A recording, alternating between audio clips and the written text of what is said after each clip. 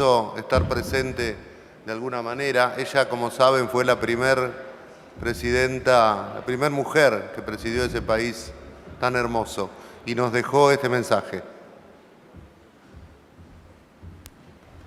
Es un honor para mí extenderles un caluroso saludo desde la ciudad de Panamá a este distinguido y comprometido grupo de homólogos, presidentes y expresidentes latinoamericanos que se reúnen hoy en Buenos Aires, Argentina. La libertad y la democracia en América Latina se erosionan cada vez más y las violaciones a los derechos humanos continúan sucediendo en Cuba, Nicaragua y Venezuela, repúblicas hermanas y con cuyos pueblos compartimos relaciones fraternas y fuertes vínculos. Es una injusticia lo que millones de migrantes tienen que sufrir para salir de estos regímenes autoritarios que socavan los pilares democráticos de América Latina. Así que es necesario que nuestra organización se active y que continuemos exigiendo acciones concretas que nos enrumben nuevamente hacia el progreso y el desarrollo sostenible de nuestros pueblos. Excelencias, me sumo al llamado para que participen más presidentes, expresidentes, académicos, empresarios y activistas en la lucha conjunta que compartimos todos, y también me uno en darles la bienvenida a los más de 400 nuevos integrantes del Grupo Libertad y Democracia. Muchas gracias.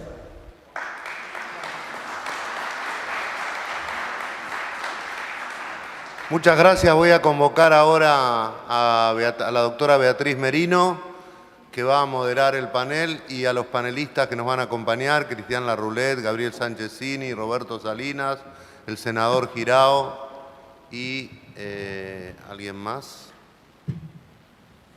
No me acuerdo quién es. Cristian, sí, y alguien más. Ah, perdón, el presidente. Siéntete en el medio, Miguel Ángel. Al lado de... Roberto Salinas. Entonces me sentaré acá.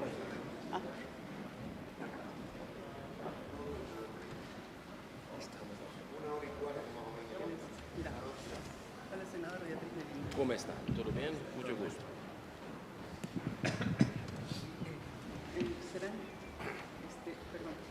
Serán 13 minutos para cada uno.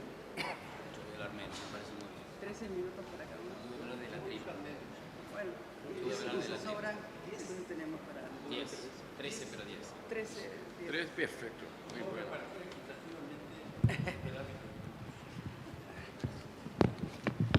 Y Beatriz Kirchner y yo vamos a hablar de la tripa. Buenos días. Vamos a pasar a este panel, Educación versus Adoctrinamiento. Entonces, voy a darle inicialmente la palabra a don Miguel Ángel Rodríguez, expresidente de Costa Rica, y posteriormente a todos los otros distinguidos miembros del panel. Presidente. Gracias, doña Beatriz. Un saludo cariñoso a todos y mi gratitud a la Fundación Libertad y al Grupo Libertad y Democracia. Saludo especial, por supuesto, a los señores expresidentes aquí presentes. Adoctrinar, imbuir de ciertas ideas y creencias a algunas personas, es algo que los estados siempre han tratado de hacer.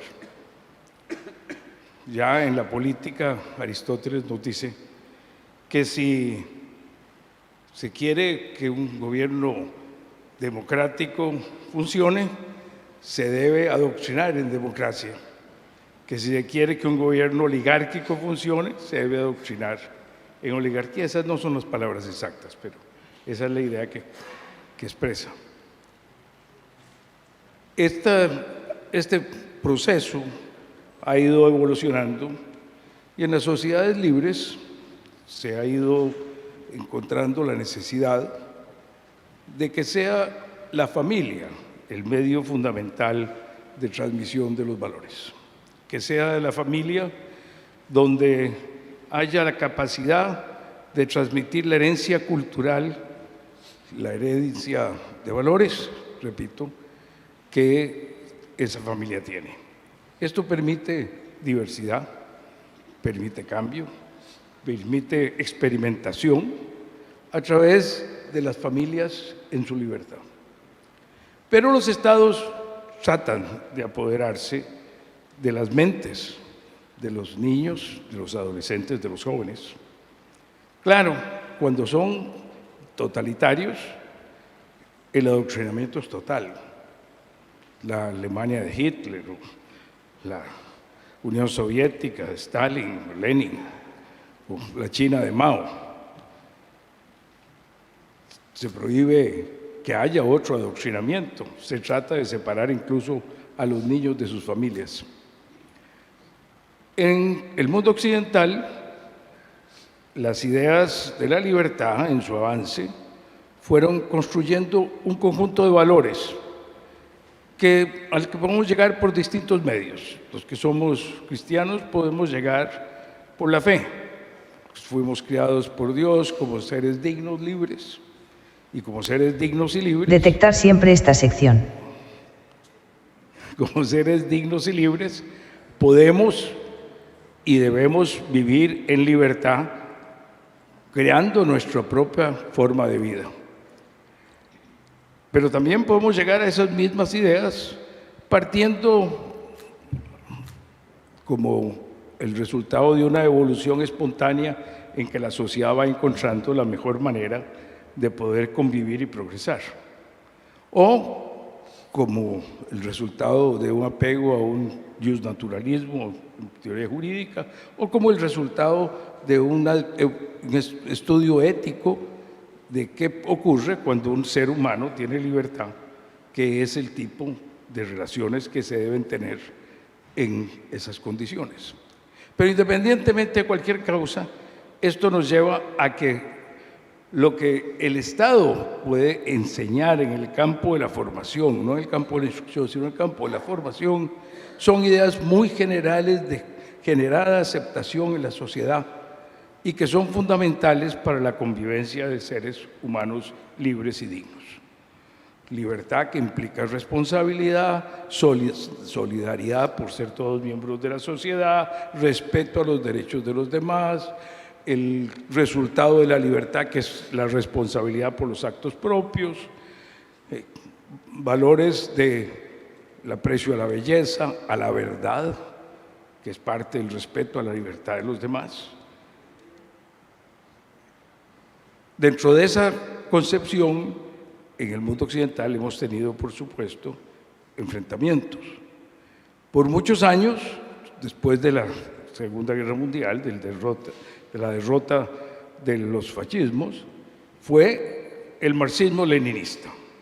Y en Europa, los intelectuales marxistas-leninistas abundaban y trataban de influir en la educación, en las escuelas y en los colegios. Cuando viene el destape de los crímenes de Stalin y de Lenin, la vergüenza no les permite seguir de esa manera, y entonces surge un neomarxismo.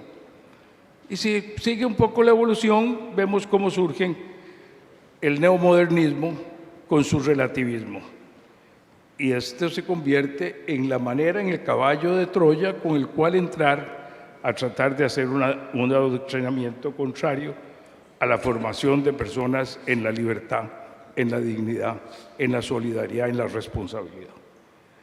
Ese proceso llega también a buscar otros disfraces. Cuando ya no se tiene la capacidad de hacer esto de una manera pública, total, descarada, entonces se buscan disfraces. Nosotros ahora estamos viviendo en nuestros tiempos culturales el ataque de las culturas identitarias.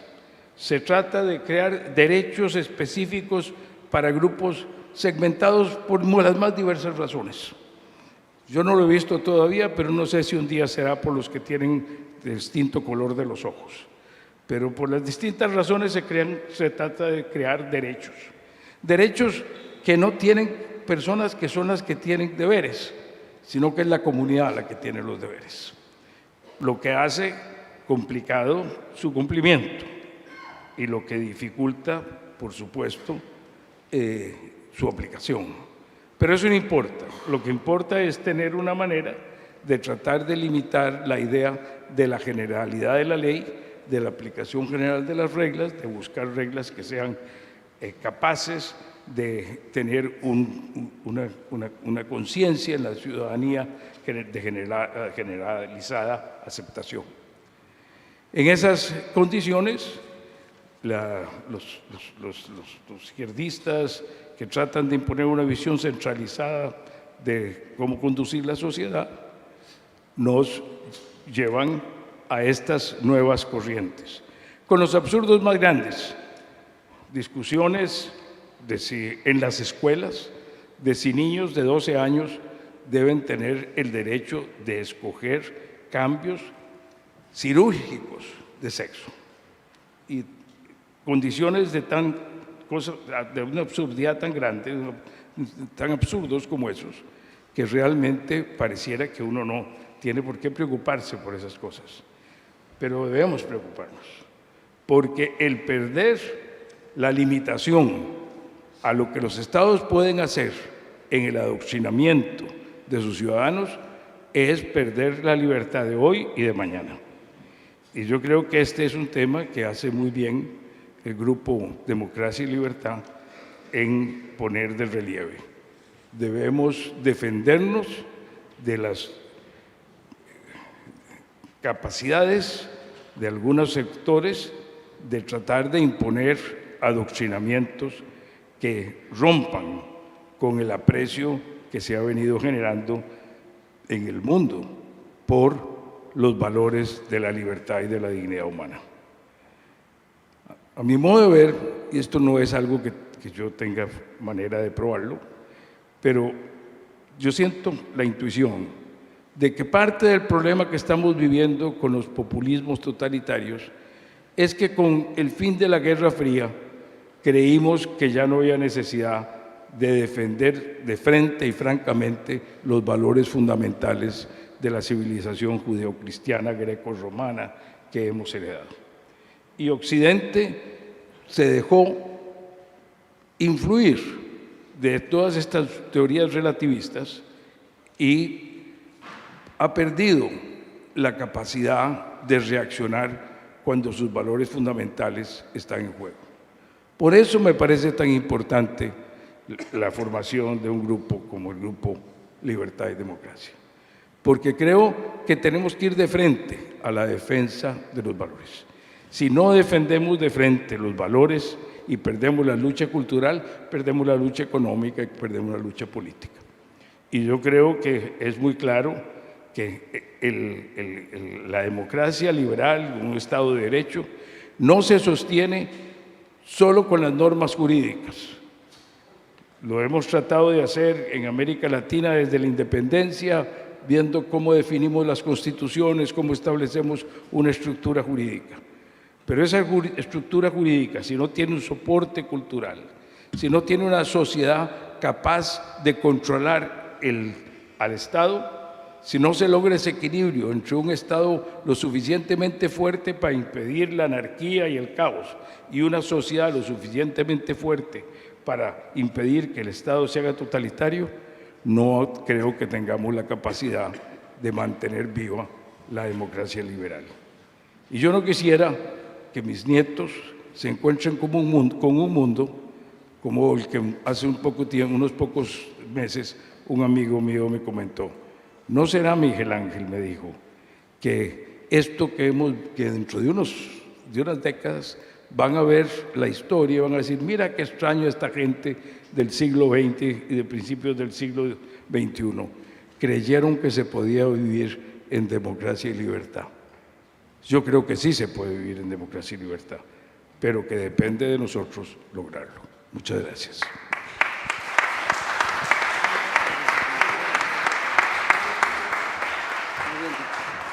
Muchas gracias, presidente. Le voy a dar ahora la palabra a don Gabriel Sánchez Cini, ex ministro de Educación.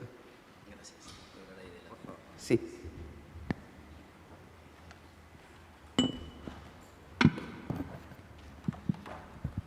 buen día. Gracias al presidente Macri y al presidente Piñera por la invitación. Gracias a todos ustedes por estar acá y a todos los que componen el Grupo Libertad y Democracia. Los que defendemos la libertad parece que hemos estado más preocupados por los temas económicos, institucionales, inclusive de seguridad, que por temas sociales claves, como es la educación. La base fundamental para promover la autonomía individual, la dignidad personal y el valor del trabajo es la educación, justamente. Estar educados, en el término más comprensivo y abarcativo, es la verdadera fuente de libertad individual. Libertad de elegir en lo familiar, lo político, lo profesional, de tener oportunidades, de una mayor apreciación de lo cultural y de lo artístico, y de poder disfrutar más de todos los ámbitos de la vida. Por eso celebro que hoy estemos debatiendo este tema y que entendamos que esta es una batalla cultural que no podemos dejar de dar. Defender una educación plural, meritocrática, basada en los valores individuales, tiene que estar en el centro de la defensa de la libertad. Y en muchos ámbitos estamos perdiendo. Estamos perdiendo cuando el populismo socialista lo tiene como prioridad más que nosotros, cuando se enfoca en introducir sus ideas en los contenidos curriculares en las escuelas, cuando se preocupa más que nosotros en monopolizar el debate en las universidades y la formación de profesores y maestros. El autoritarismo del pensamiento único se ha enquistado en las universidades y en las escuelas, buscando determinar qué es lo que tenemos que pensar, lo que es políticamente correcto o incorrecto, lo que se puede decir o dejar de decir. La educación en muchas instituciones ha dejado de ser un espacio destinado a aprender y desarrollar un pensamiento crítico para transformarse en un espacio dominado por el socialismo, porque es ahí justamente donde buscan impulsar sus ideas, entendiendo que al influir en los jóvenes están influyendo en las sociedades del futuro y en sus dirigencias. La retórica que enfrentamos nos convoca a trabajar mejor. Así lo hicimos durante la administración del presidente Macri, cambiando los contenidos curriculares en las escuelas primarias, en el nivel inicial, buscando dar el debate en las universidades y principalmente enfocando la educación en los aprendizajes y en el mérito. Es fundamental animarnos, tener audacia para dar esta batalla, no tener culpa de estar del lado de la libertad, del mérito, de la cultura del trabajo.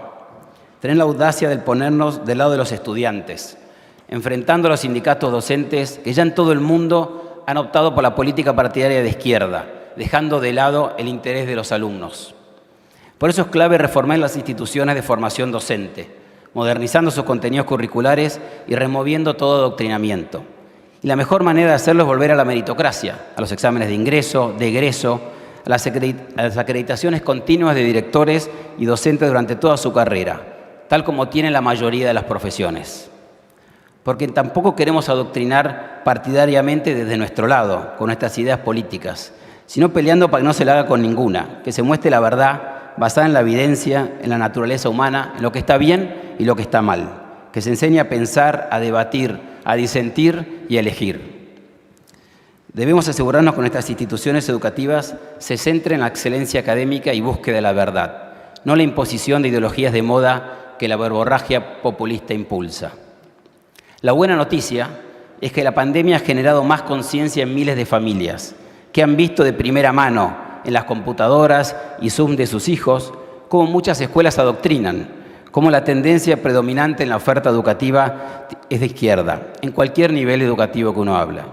Miles de familias han reaccionado en los últimos años, generando debate y fundando organizaciones para pelear contra el intento de adoctrinamiento en las escuelas. La educación no es propiedad de nadie, sino un derecho fundamental que debe estar al alcance de todos los ciudadanos, independientemente de su color político. No dejemos más que la izquierda siga acaparando la educación, ni dejemos que crea que son los únicos capaces de hablar del tema. Trabajemos para un sistema educativo que fomente la diversidad de ideas, donde se promueva el esfuerzo, el mérito y la libertad de pensamientos, valores que el populismo ha tratado de destruir. Volvamos a soñar. Los defensores de la libertad queremos la mejor educación para todos los jóvenes, por razones de oportunidades, de progreso, de movilidad social, pero más importante aún, para que todos los jóvenes de América Latina sean realmente libres, que puedan decidir lo que quieren de sus vidas, que nadie les imponga ni los someta y que esa educación les dé libertad para elegir su futuro. Animémonos a dar esta batalla cultural. Muchas gracias.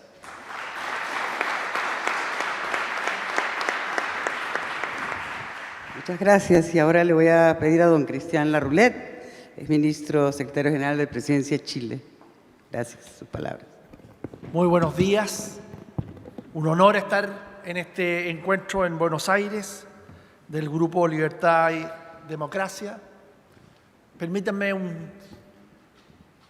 30 segundos para decir que yo considero que este es el proyecto más relevante que se está haciendo para defender y promover la libertad en América Latina, especialmente en las últimas décadas.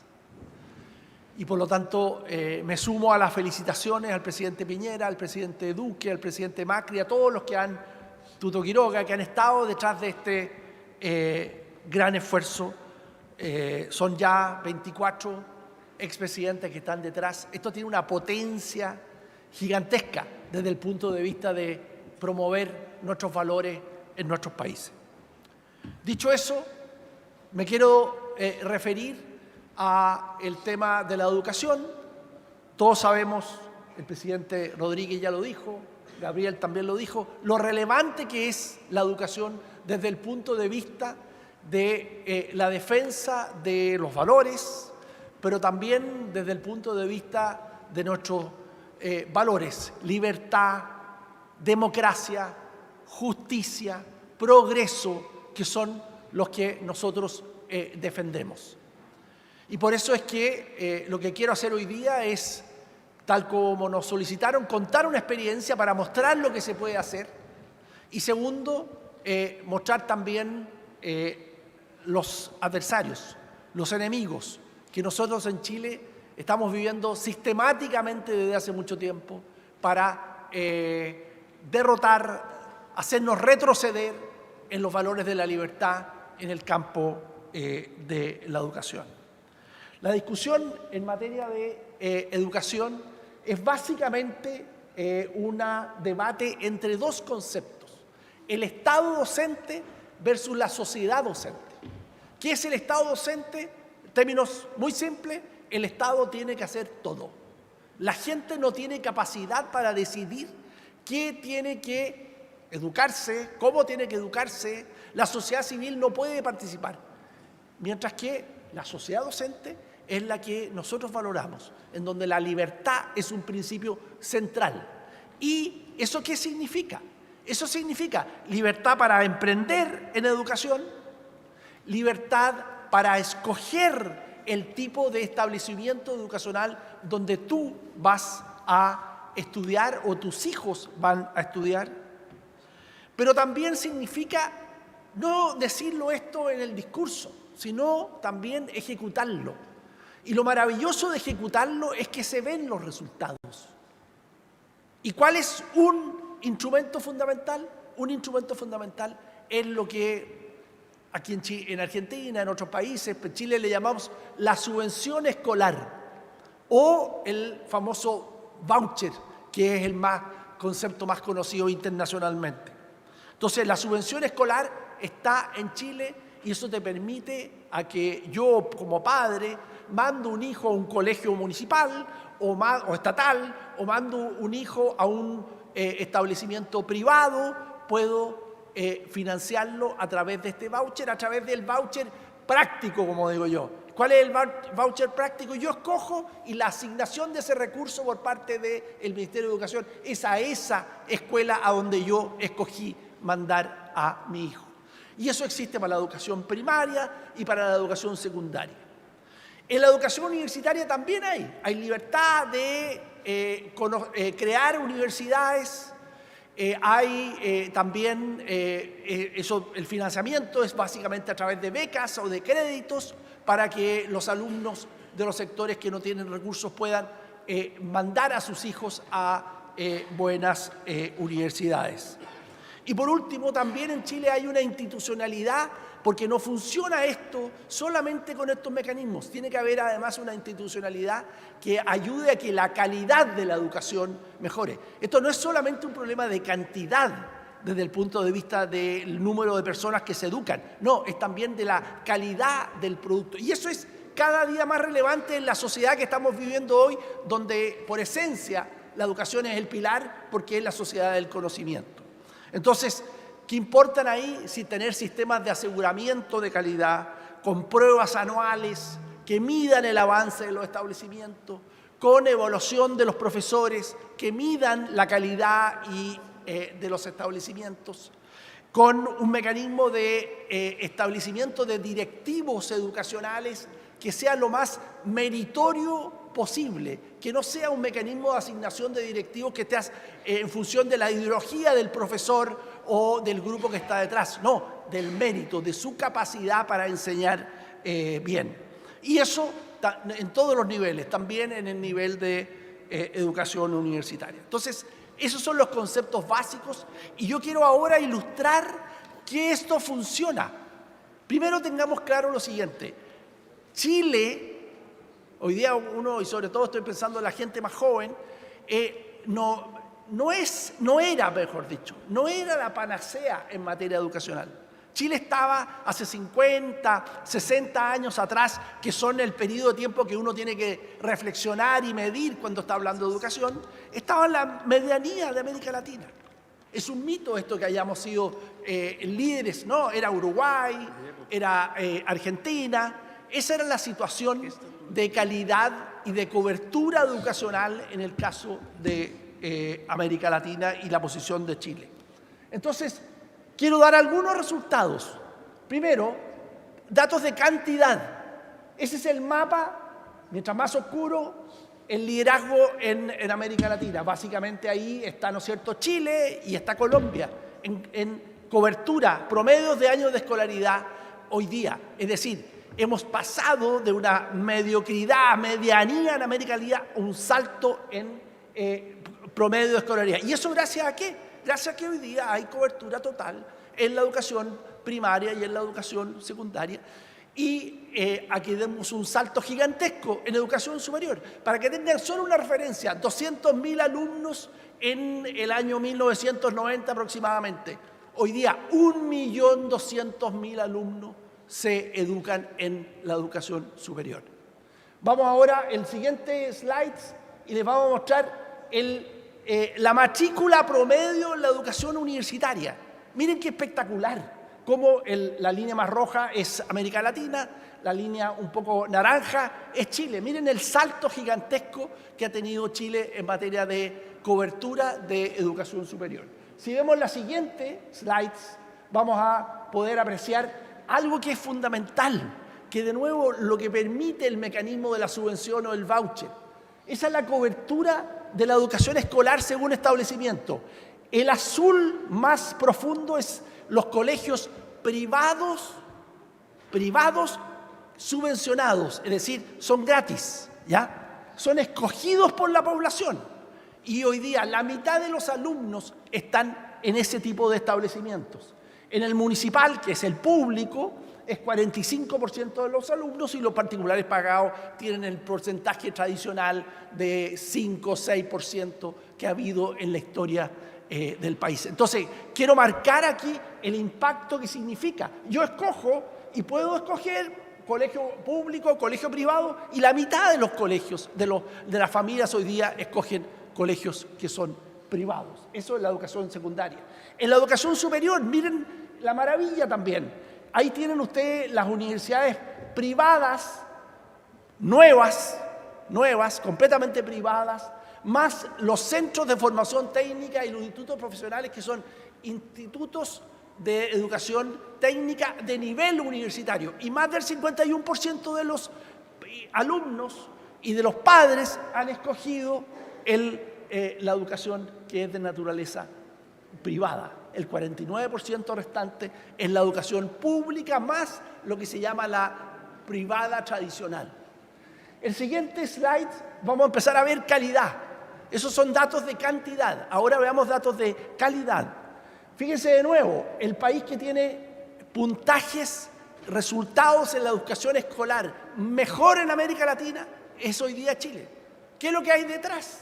Lo que hay detrás es un sistema donde la esencia es la libertad de elección, entre otras cosas. Pero ustedes ven ahí el avance que ha tenido Chile en materia de la prueba PISA, la prueba TIMSS, etcétera, todas esas pruebas que miden la calidad a nivel mundial. El siguiente slide nos va a mostrar puntajes promedio de la educación escolar. Y aquí me quiero detener en otro ejemplo, muy particular. Ustedes ven, la que tiene peores resultados es la educación municipal, es la educación secundaria. Mejor la particular pagada, eso es obvio, no es tan raro, pero son el 5 o el 6% de los alumnos. Y la particular subvencionada tiene un puntaje marginalmente mayor que los colegios municipales. Mayor, pero es muy marginal. Esto en un contexto, quiero decirlo claramente, de que en términos promedio no es a nivel mundial un buen resultado. América Latina tiene un desastrosos resultados en esta materia. Y Chile lidera, pero en un nivel que nadie puede estar contento con eso. Después voy a decir, entre otras cosas, por qué. Pero quiero marcar la atención, por eso que está marcado con rojo. Lo que está acá marcado con rojo es un esfuerzo, y el mérito lo tiene el presidente Piñera, porque él, a partir de su primer gobierno en el año 2010, creó lo que se llaman los liceos bicentenarios. ¿Qué son los liceos bicentenarios?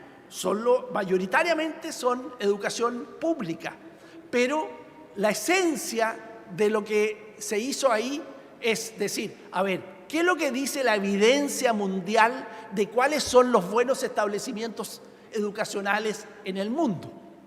Y apliquémosle esas reglas a aquellos liceos que quieran entrar en ese compromiso.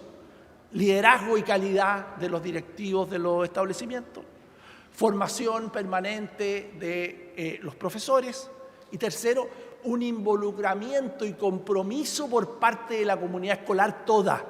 Eso es fijar ciertas reglas. ¿Te quieres incorporar a este grupo? Yo te apoyo. Tampoco es un apoyo que digamos es una cantidad gigantesca de recursos. Es en el fondo establecer un mecanismo de incentivos y de reglas y miren los resultados. Tienen resultados exactamente iguales o casi iguales que los colegios particulares. Entonces, ahí hay una experiencia que se puede, con libertad, haciendo uso de lo que la evidencia nos muestra, uno puede mejorar la calidad de la educación y eso es determinante para el futuro de nuestras sociedades. Y dicho esto, quiero pasar a las últimas slides. Nos dijeron que pidiéramos y habláramos un poquito de los enemigos.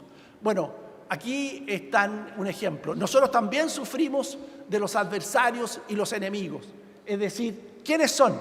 Colegio de profesores manejado por el Partido Comunista o por la ala más de izquierda de la sociedad. Las federaciones de estudiantes de las universidades. ¿Qué universidades? ¿Las privadas? No. Federaciones de estudiantes de las universidades estatales, capturadas por los sectores más radicales. Y a través de esos, huelgas, protestas, violencia callejera, paréntesis, porque ustedes, para esto va a ser muy importante. Todos sabemos el 18 de octubre, el octubrismo en Chile, todo eso lo sabemos. Les quiero decir que pieza clave detrás de todo eso son estos movimientos que están aquí. Los alumnos, hasta el día de hoy, los alumnos de la educación pública tradicional, algunos de ustedes habrán escuchado hablar del Instituto Nacional, hoy día está capturado por ciertos grupos extremos que tiran bombas sistemáticamente, prácticamente de lunes a viernes, en vez de ir a clase, están tirando bombas por el centro de Santiago. Y ese es el mundo que quiere destruir esto, porque saben que la esencia de este sistema es lo que permite pensar con optimismo respecto al futuro. Esos son grupos aislados que tratan de hacer esto, causan enorme daño. Un gran daño es que el Colegio de Profesores nos impidió abrir los establecimientos durante la época de la pandemia y así están permanentemente combatiendo nuestra acción. Así que quiero terminar diciendo que se puede, que están los instrumentos, hay que no solamente, y aquí está bien el discurso, pero hay que actuar y hay que proponer, colocar por ejemplo, del sistema de subvención escolar en el debate público, colocarlo, mostrar estos resultados, mostrar lo que hay detrás de eso desde la perspectiva de la libertad, porque así lograremos que nuestros países avancen y progresen en estos tiempos tan complejos, pero a su vez tan desafiantes. Muchas gracias.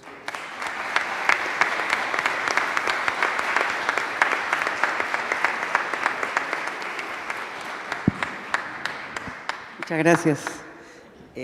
Le voy a pedir ahora que haga uso de la palabra don Roberto Salinas de ATA Network de México.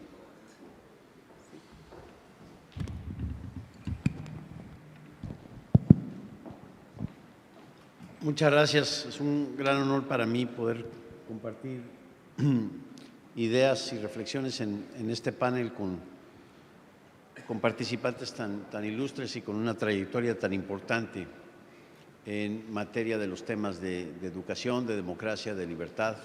Algunos como Cristian, que han sido mentores importantes en mi propio desarrollo. Yo creo que estamos tocando un tema fundamental justamente para la misión y la visión de lo que es una cultura de libertad y una cultura de democracia y del propósito de este grupo.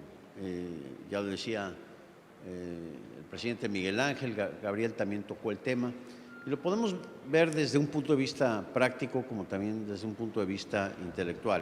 El punto de vista práctico puede ser el diseño y las propuestas de política educativa que deben adoptar nuestros países, pero el punto de vista intelectual es realmente la batalla de las ideas que estamos dando en un momento que vivimos, que Moisés Naim ha caracterizado muy bien en su libro La venganza del poder, en un clima de posverdad, en donde justamente ese relativismo, presidente, se manifiesta, y a veces con absurdas tesis de que en nombre de la justicia epistémica yo puedo decir y hacer lo que yo quiera, independientemente si tiene correspondencia con las leyes de la lógica o correspondencia con la realidad externa. De ahí incluso nace el impulso mesiánico autoritario de que la realidad se tiene que adaptar a lo que yo digo, a mi previa concepción de cómo debes vivir la vida, que llega a ridículos como los que estamos viviendo hoy en México, que un presidente todas las mañanas se levanta a decir: este es el número de zapatos que tú puedes utilizar, esta es la forma en que debes vivir. Es decir, el paternalismo llevado hasta sus últimas consecuencias. Y si uno no está de acuerdo, bueno, pues también hay consecuencias para ello.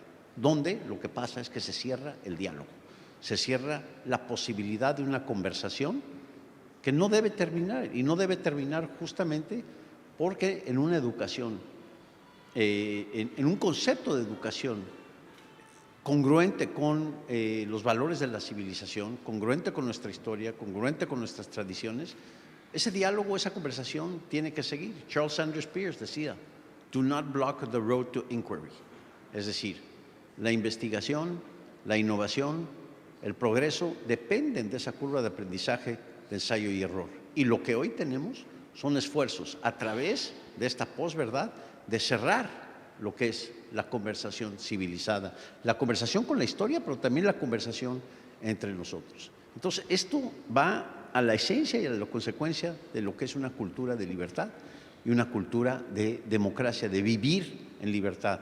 Vivir en libertad significa que yo como individuo puedo escoger mi propio proyecto de vida, y eso inicia desde la educación primaria, desde el kinder y la educación primaria, justamente con absorber estos valores, absorber estas tradiciones, absorber la historia, poder empezar a celebrar lo que Michael Oakeshott llama la conversación con la historia, la conversación con las tradiciones, la tradición occidental de su punto de vista. Entonces, realmente tenemos un gran universo de temas prácticos, pero de temas intelectuales también sobre el futuro de la libertad y la democracia, tanto en política pública, pero también ante el momento en donde solo el adoctrinamiento es la única opción que nos queda ante esta ola de autoritarismos y de populismos que hemos visto en América Latina. Es decir, el adoctrinamiento es una condición necesaria para poder llevar a cabo estos autoritarismos. Y esto es justamente lo que debemos debatir, lo que debemos confrontar. Y si lo vamos a confrontar, tenemos que ir a la raíz. Y la raíz es justamente la educación, las ideas sobre la educación, y los planteamientos del sistema educativo. En el aspecto práctico, tomando comentarios que nos participó Cristian Larroulet y también Gabriel, podemos hablar, por ejemplo, del fenómeno, uno que está muy común en México hoy en día, es el famoso nearshoring, la relocalización de empresas y de inversiones a raíz de las disrupciones ocasionadas por la pandemia en las cadenas de suministro. Esto ha generado un gran entusiasmo, incluso prácticamente hasta un aura de que es la llave que nos va a llevar al primer mundo con toda la gran cantidad de inversión que va a venir.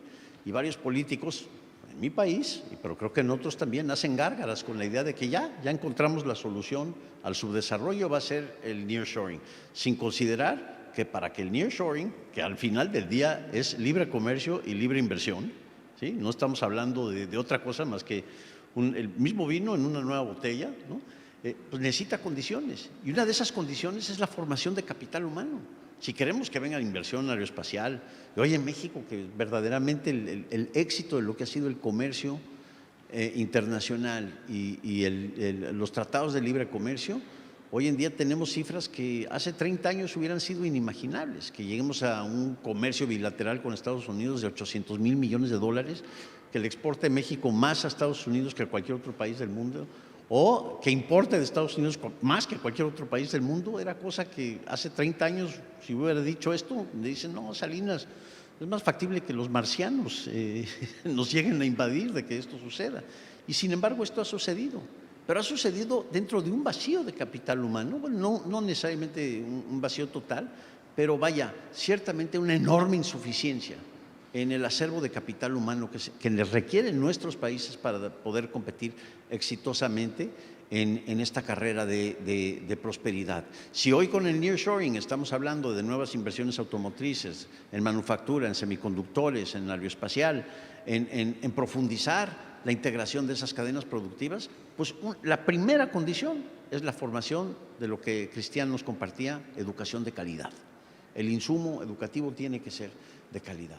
Entonces, incluso para un aspecto tan importante, tan práctico y tan cotidiano como el debate alrededor del nearshoring, ahí incide directamente la formación de capital humano, pero desde el inicio. En México ahora hay un gran debate sobre los libros de texto de primaria y secundaria a nivel público, en donde es mucho más importante la ideología woke que las matemáticas simples, y en donde hay errores garrafales, pero verdaderamente de enorme pena, de enorme vergüenza, que llegan a decir cosas como, algo así como que 2/3 partes es más que 3/4. O sea, si así estamos iniciando, ¿cómo podemos procurar una educación de calidad que sea congruente con las demandas de competitividad que exige una potencia en nearshoring, que es lo que México pretende ser, y que tiene una ubicación tanto geográfica como logística, como estratégica, envidiable a nivel mundial de poder capturar esta oportunidad de oro, oportunidades que se dan una vez cada 100 años. Pero más en el fondo, creo que es muy importante rescatar que el Grupo Libertad y Democracia es también un grupo de diálogo, que celebra el diálogo, que celebra la conversación civilizada, que podemos estar en desacuerdo, pero estamos de acuerdo que vamos a estar en desacuerdo. Y ese valor de la tolerancia me parece que es absolutamente fundamental en una cultura de libertad.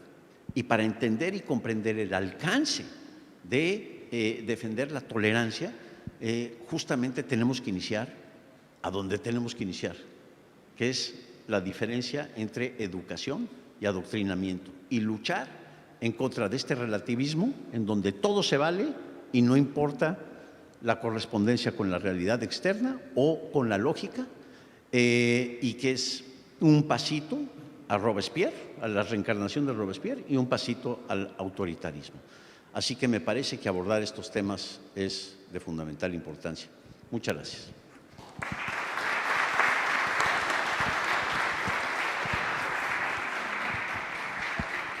Muchas gracias. Y vamos a escuchar ahora al senador Eduardo Girado del Brasil, y después tendremos una oportunidad para una segunda breve ronda, si lo desean los panelistas. Sí, gracias. Paz e bem a todos ustedes. Primeiramente, eu gostaria de manifestar minha intensa gratidão a los organizadores, los idealistas que fizeram esse grupo Liberdade e Democracia. Essa fundação faz contraponto importante no momento histórico da América Latina, a Foro de São Paulo, que neste momento se fortalece com Lula da Silva em Brasília. Inclusive, tivemos recentemente uma reunião em Brasília, as cartas de boa-vinda de Lula 3. Estamos muito preocupados com o que está acontecendo lá. Macri, muitas graças por essa oportunidade. Duque, presidente também Queiroga, Felipe Calderón, todos vocês estão muito claro para mim que o poder pelo poder não é um objetivo. O objetivo é servir a população. Isto é uma diferença muito grande deste grupo. O outro lado pensa em poder pelo poder, empobrecer para dominar, doutrinar as escolas, as universidades, para cooptar, capturar as pessoas. Todos os painelistas que falaram sobre educação me representam, falaram sobre valores.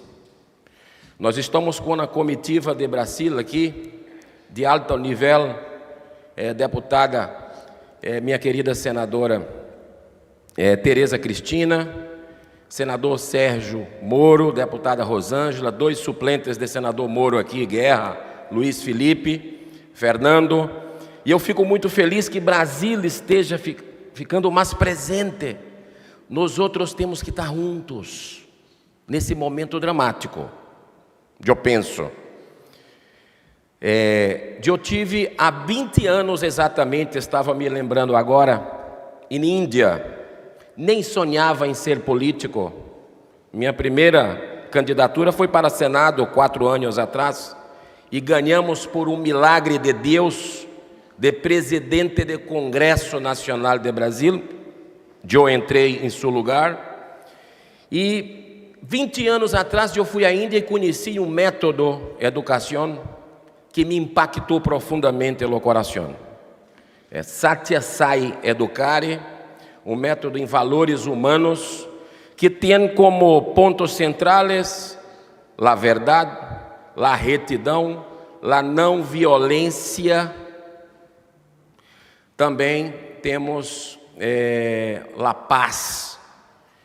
Todo o método é desenvolvido com isso e eu fiquei encantado que vi uma revolução silenciosa naquele país. Mas não é direitos humanos seletivos, não é tolerância seletiva que nós vemos com as pessoas que capturam nossas universidades, nossas escolas. Eu vi, por exemplo, um exercício de matemática que nós outros, como nós outros aprendemos. Tem 5 maçãs num cesto. Passou uma pessoa, pegou 3. Quantas ficaram? Este método que descobrimos na Índia, implantamos na minha cidade. Eu não sosseguei enquanto não implantei, como empreendedor da área privada, de forma gratuita para a comunidade. Tem 5 maçãs no cesto. Passou uma criança com hambre na rua, o dono das maçãs doou 3 maçãs para ela. Você coloca compaixão, coloca solidariedade, coloca valores. Isto também tem em Argentina, que é uma referência para nós outros em Brasil, na Nova Acrópole, que é uma instituição de resgate da filosofia clássica. Nós outros fizemos uma sessão em Senado recentemente, com grande impacto, porque nós estamos num momento de degradação grande de valores, degradações morais. Ayer, enquanto estávamos aqui, Lula da Silva, num decreto de seu governo, coloca banheiros unissex.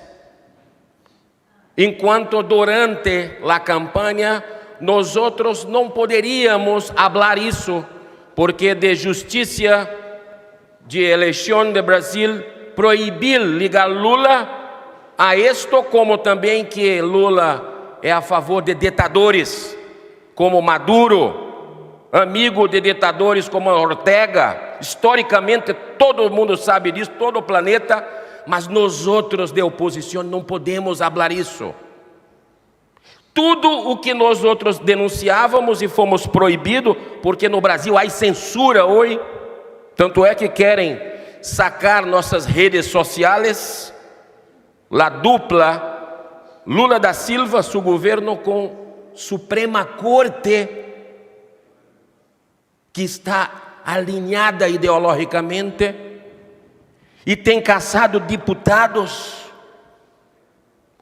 servidor público exemplar de operação de Odebrecht, a Lava Jato, que é símbolo positivo internacional de Brasil no combate à corrupção, impunidade. Estão destruindo a Lava Jato em Brasil e pior, perseguindo aqueles servidores da justiça, juízes, promotores, que fizeram seu trabalho dentro da lei. É a operação Mãos Limpas da Itália. O crime está reagindo contra cidadãos de Brasil.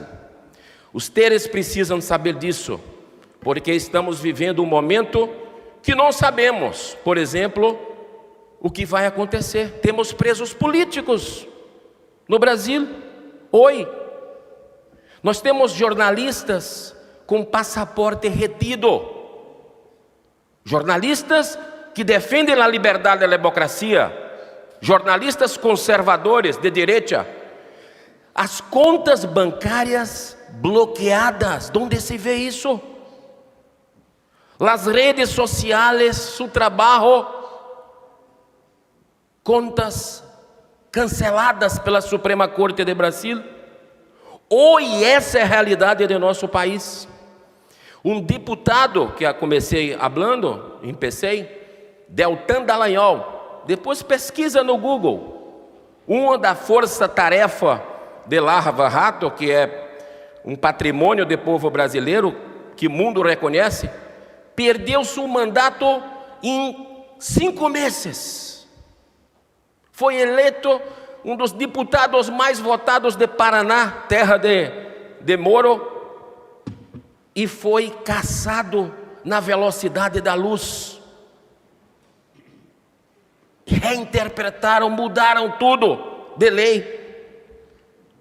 Isso é uma perseguição absurda que o governo Lula fez, cerra os olhos, está todo o tempo olhando para retrovisor e perseguindo seus adversários. Estamos vivendo um momento tenebroso no país e precisamos estarmos juntos, porque eu tenho muita fé. Ontem, nós ouvimos aqui alguns presidentes e se falou, Felipe Calderón, se não me engano, falou da comunicação, que perdemos na comunicação. É verdade. Grande parte da mídia, pelo menos de meu país, está capturada com verbas públicas, por ideologia, que já começa na universidade, nas escolas, a lavagem cerebral para a esquerda ideologicamente. Mas nós temos um trunfo que poucos de nós usam nas eleições. Eu usei com muita honra, porque é minha crença, e a ciência está a favor de nós outros. Vida, família, este é algo que impacta a alma, o coração de mais de 80% da população, não apenas de meu país, porque eu sempre viajo pela América Latina. Estive em Argentina, Macri, algumas vezes, porque fui presidente de Fortaleza, de clube, em 2017, e nos últimos 2 anos venho à Argentina acompanhar meu clube para a disputa de futebol. Não com sua boca mas já jogamos com River Plate, Estudante e Independiente. Colo-Colo no Chile, nós outras também já fomos de Pinheira. Mas o fato é que eu percebo que a população é provida. A população tem consciência que a vida começa na concepção, que a família é a célula mais importante da sociedade. Este é um canal nosso que nós outros defendemos, a liberdade, começa no ventre materno. Tem um filme para encerrar, já está no final do meu tempo, Sounds of Freedom, Sons de Liberdade. Não sei se já chegou aqui na Argentina. Ayer foi a estreia em Brasil de muito boicote de grandes corporações. Vocês vão entender por quê. Então, precisamos estar juntos nesse momento para compartilhar de vitórias, porque a verdade sempre triunfa. E tem uma frase que eu gosto muito, inspiradora, de Edmund Burke, grande estadista irlandês, que diz, Duque: "Lo mal só triunfa quando as pessoas boas cruzam os braços e nada fazem." Nós somos a maioria. Você tem dúvida disto? Tem dúvida? Nós somos a maioria. Precisamos nos conectar com o coração das pessoas, porque todos querem liberdade, estão sufocados e precisamos de muita ajuda de vocês para Brasil, porque Lula da Silva está fazendo algo inimaginável, numa sanha de vingança, de ódio contra seus opositores, e todos nós estamos ameaçados. Muita paz para vocês e vamos à vitória. Muchas gracias, senador. Terminando esta primera ronda, vamos a tener tiempo para una segunda.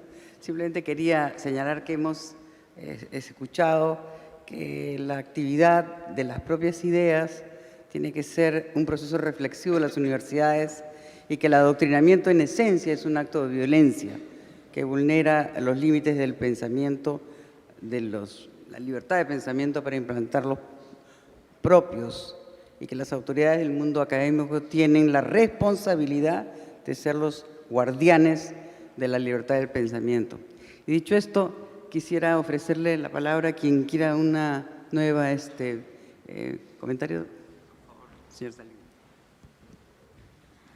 Pues no tanto comentario, sino pregunta a cualquier panelista, pero un punto que se me pasó comentar en la reflexión, en los comentarios que compartía, era que si realmente vamos a hablar de desigualdad, es justamente en el tema educativo donde se va a generar. Y lo estamos viendo a raíz, primero, de algunos estrepitosos fracasos en política educativa durante la pandemia, ¿sí? Y ahora con propuestas absolutamente bizarras, inspiradas por estos movimientos woke o estas ideologías impulsadas por el Grupo de Puebla, en donde al final los niños y las niñas hoy de 5, de 10, de 12 años, pues en 20 años, ahí van a estar ahí está el origen de las enormes desigualdades.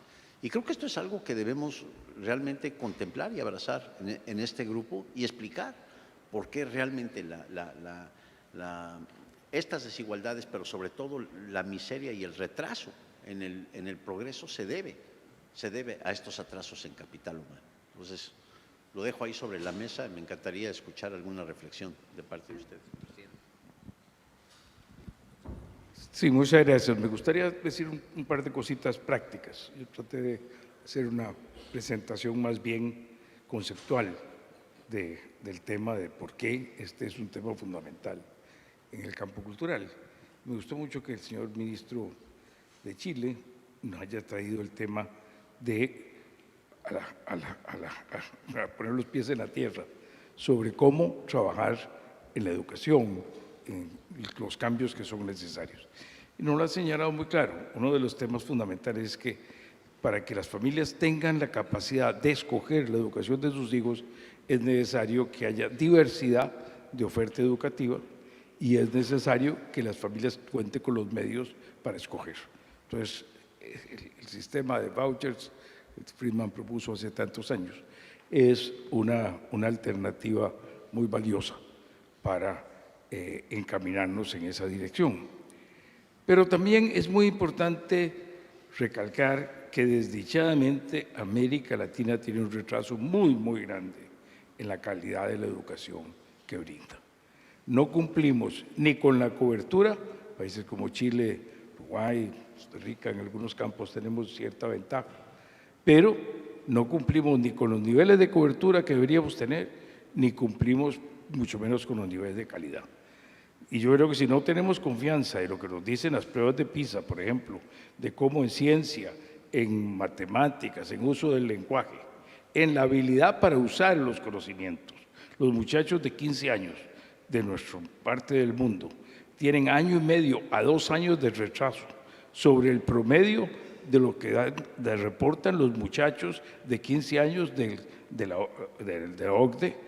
Eso, si no tomamos conciencia de eso, estamos perdidos en tratar de ver cómo con libertad creamos el progreso, porque nos lo ha dicho muy bien usted, el capital humano es fundamental. Si no tenemos capital humano, el capital financiero, el capital físico, los recursos naturales no son suficientes para crear los niveles de progreso que necesitamos crear. Y claro que la parte de valores, que es lo que yo estaba primero insistiendo, y creo que es la base y el fundamento para todo lo demás, es ineludible, hay que tomarla en cuenta principalmente, pero hay que ir a la otra parte. Y la otra parte pasa por algunas cosas fundamentales, a mi modo de ver. La calidad de los maestros. La educación depende de lo que pasa en la clase. La calidad de la instrucción, la calidad del pasar conocimientos y habilidades depende de lo que pasa en la clase. Y por lo menos en mi país, yo veo con mucho dolor, a pesar de años de tratar de hacer cambios, que seguimos contratando a los docentes sin examinar su capacidad para enseñar. Y cuando en cualquiera de los países se hacen exámenes a los docentes, se encuentra que aunque tengan títulos universitarios, no tienen capacidad para enseñar lo que están enseñando, en una gran cantidad. Después los mandamos a enseñar sin un apoyo en el inicio de su gestión educativa. Enseñar es un arte. Es como si mandáramos a los médicos, una vez que terminan la escuela de medicina, allá a ejercer. No, los mandamos a que estén en una práctica donde unas personas los van guiando en lo que están haciendo. Bueno, no necesitamos en la educación algo tan sofisticado porque sería muy difícil poderlo hacer, pero no hay duda de que en el primer año de operación de un maestro, de un profesor, es necesario que tenga un apoyo especial para que pueda mejorar en la práctica del ejercicio de su profesión educativa. Y finalmente, desdichadamente, en la mayor parte de los países no hay supervisión, no hay evaluación de los profesores. ¿Qué está haciendo cada uno? ¿Qué resultados da? Incluso las prácticas de los exámenes, como se hacen, en la mayoría de los casos, no son utilizados después para que se pueda ver el profesor don fulano de tal o la señora de tal, cómo está saliendo en sus cursos. Y eso en la calidad de la educación que están recibiendo sus alumnos. Y si no se evalúa, si no se ve cómo podemos mejorarlos, cómo podemos trabajar para que se capaciten más en las áreas que tienen desconocimientos. Entonces, hay cosas fundamentales que los sistemas educativos de América Latina están en deuda. Y si no hacemos un esfuerzo muy grande, pues la igualdad de oportunidades va a ser muy difícil que se tenga, porque vamos a seguir teniendo unos que tienen una educación con la cual pueden competir con los mejores estudiantes de Estados Unidos o de Europa o de Japón, pero otros, que son la gran mayoría, que no tienen la capacidad para trabajar en las nuevas tecnologías, en las nuevas actividades que van a permitirles progresar. Gracias, presidente. Unos 3 minutos. Gracias, Beatriz. Gracias. Sí, agregando lo que había dicho en el discurso, creo que la pandemia, que ha sido una gran tragedia para la educación, nos da una oportunidad también porque hay mucha más demanda social, me parece, por mejorar la educación, porque los padres han visto en las computadoras de sus hijos, en los Zooms, que la educación no es de calidad, que el adoctrinamiento es enorme en las escuelas, algo que nunca podíamos ver porque no íbamos a las aulas. Hoy las aulas vinieron a las familias, por eso uno ve en toda América Latina muchos movimientos de familias, de ONGs, de la sociedad civil, que están reaccionando frente a eso. Entonces creo que hoy, como liberales, vemos una demanda social mayor que tenemos que aprovechar. Y lo segundo, que en general no hablamos, es que la educación al final es un lugar, para transformarla, es un lugar de gestión. Entonces invertimos en América Latina entre 4 y 6% del Producto Bruto, es el del 20 y 30% de los presupuestos nacionales o estatales. Entonces, al final, está bien que debatamos, que estemos de acuerdo que el capital humano es fundamental, pero al final la transformación, igual que en la economía, es de gestión. Es, como decía Cristian, de tener personas con audacia y con capacidad de transformar sistemas que son enormes en términos de presupuesto, de escuelas, de alumnos, y creo que muchas veces nosotros creemos que porque tenemos buenas ideas en este tema van a pasar automáticamente cuando llegamos al gobierno. Y si no tenemos gente que sepa de gestión, que sepa de transformación, no van a pasar esas ideas buenas, porque los sindicatos ahí son corporaciones muy fuertes, han cooptado la educación, tienen más dinero, tienen más recursos, y muchas veces nos ganan en el debate de las ideas en las sociedades, ¿no? Entonces creo que ahí también tenemos un lugar grande para entender que esto es una transformación que tiene que tener que financiar por demanda, que tiene que tener exámenes de ingreso en los institutos de formación docente, exámenes de ingresos, tiene que haber acreditación cada 6 años de los directores, no puede ser que uno sea director de una escuela toda la vida. Ya no hay cargos de por vida en la sociedad, salvo en la educación. Entonces, una escuela se va a la mitad de los chicos de secundaria y el director de esa escuela dura 20 años. No tiene sentido en ninguna profesión y estas cosas siguen pasando en los sistemas educativos de la región. Y son todas más transformaciones de gestión que transformaciones de ideas, ¿no? Gracias. Muchas gracias, Gabriel. ¿Cristian? No, yo, a propósito de la conversación, solo una idea concreta. La educación preescolar. En América Latina, la cobertura de educación preescolar no es mayor, en promedio, no es mayor que 40%. Y si va a los sectores más pobres, en el caso de Chile, en cantidad de cobertura, ese es el principal problema que tenemos. Segundo dato, toda la educación depende de la formación entre 0 y 3 años. Ahí está la clave de todo. El aprendizaje se limita sustantivamente si no hay aprendizaje en la educación preescolar. Segundo dato. Tercer dato, esa es una oportunidad enorme para meter el sistema voucher en todos los países. ¿Por qué es una oportunidad enorme? Porque el sistema de colegio de profesores, las burocracias que cooptan el sistema, les aburre la educación preescolar. Algunos machistas dicen, eso es de mujeres. Entonces, ahí hay una idea concreta, meter libertad de elección, sistema de voucher en la educación preescolar. Va a producir una revolución y eso después va a permitir seguir avanzando con extenderlo a otros niveles. Rapidamente, uma coisa que esqueci na minha apresentação foi do êxito de programa de governo do Brasil anterior, de Bolsonaro, na questão de escolas cívico-militares, que procuram, de forma pedagógica, colocar ordem, disciplina. E foi incrível como a população de Brasil abraçou a ideia. As filas para matricular seus filhos, uma decisão de escolha, de liberdade, foi sacada nos primeiros dias do governo Lula da Silva. Eles não têm apreço algum por ordem, por disciplina. Então, é algo para se refletir, porque no Brasil os índices de qualidade de educação melhoraram muito nessas escolas que tinham subsídio pequeno do governo, 78 milhões, mas que muitos estados aderiram e tiveram a felicidade de muitas pessoas. Infortunadamente, o governo central de Brasil, o governo de Luiz Inácio Lula, cancelou, mas os estados de Brasil, 27 estados da federação, muitos mantiveram, como o governador Caiado, que aqui estava ayer, e que tem uma demonstração de muito sucesso desse modelo de educação. Muito obrigado, muita paz. Muchas gracias.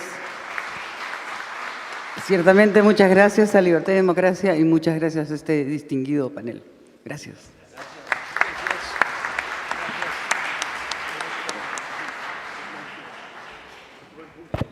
Bueno, vamos a hacer un coffee break y en 15 minutos continuamos.